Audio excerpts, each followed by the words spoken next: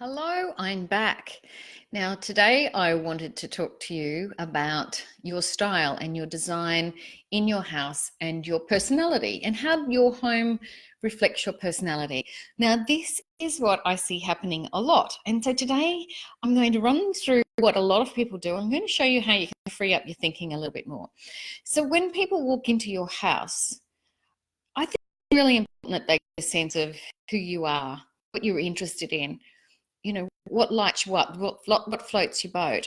And I think what a lot of people do is they get so worried about choosing a style for the house. So for example, you might say, okay, I want a Hampton style house, and that's fine, you've got that style. But then a lot of people go into panic mode, and every single thing they pick, they think, does this suit my Hampton style? I don't know if it's perfect for my Hampton style. But what I think we need to give ourselves permission to do is loosely have a style that we follow in our home, but feel free then to play with it so that you can introduce your personality into the space. Because I don't know about you, but we don't want to go into homes that feel like they're picture perfect. We want to go into homes that feel like they have a personality, that they're interesting, that there's something unique and unusual about that place that makes it different to the next door neighbor. And so don't play it too safe and feel like you have to follow the rules too strictly. So choose your style, follow it loosely, and then I want you to have things in your house that light you up and that really mean something to you. So some examples of this might be if you're an avid traveler, to have a beautiful globe, to have beautiful atlases out, to have photographs of your travels about the place, to have artworks or paintings that are from different parts of the world, or you know what I'm trying to say? So inject your own likes and loves into your house. And when you do that, it becomes much more interesting. And yes, it might not be picture perfect, but at least it's interesting. And I think interesting is far more important than just being perfectly beautiful. So another example might be, I don't know, maybe you're into textiles and rugs and things, and you might want beautiful rugs and things like that in your house, and that shows your personality. And maybe they've got vibrant colors and things like that. So I just want you to think about how you can step out of the style parameter, out of the box a little, and add your own little bit of flair. And when you do that, it's just so much more interesting and exciting. If you're a collector of old things and old wares, could you just say a lot of old things in a little collection on a mantelpiece or on a side table? Could you have a collection of beautiful cushions that come from different places in Australia that you've visited or overseas, etc.? How do you put that injection into it?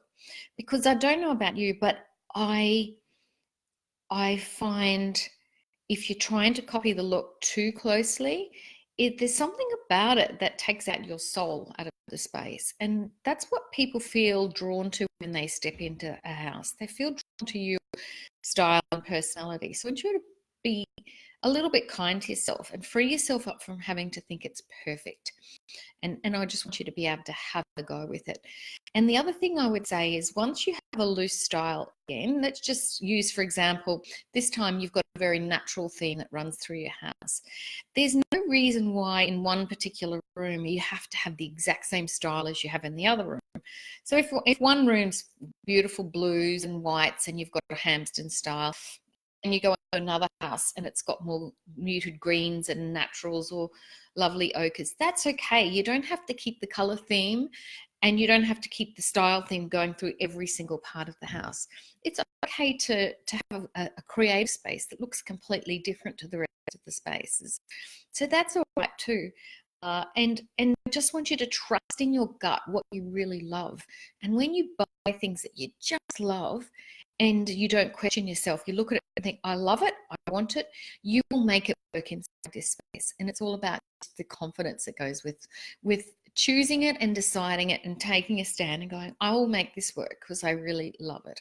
I think that's super, super important. Anyway, so I want you to think about it. Think about your home the way it is now. When somebody steps into it, what could they say about you? What would their reaction be? How would it make them feel? What would they be able to sum up really quite simply what that space says to them and who the person is who lives inside the space? And if you don't think they could do that, then start throwing a bit more of your personality into it. Start using personal items that you've collected and start throwing that into your house and making it more interesting to both you and the people around you. So that's it for today. That's a little bit about the personality and your home, and feel free to play with it. Don't be too hard on yourself about getting it perfect. Nobody wants perfect. They just want you, and that's what we want to see in your house. Have a great day. It's Friday, so that means a lot of you have a lovely weekend planned, and the weather here in Brisbane is magnificent, and it's perfect to be outside having a lovely time like I did this morning, walking with some women up the mountain, and then we had brekkie. It was just a delight. Anyway, love to you all, and I will see you again on Monday. Bye.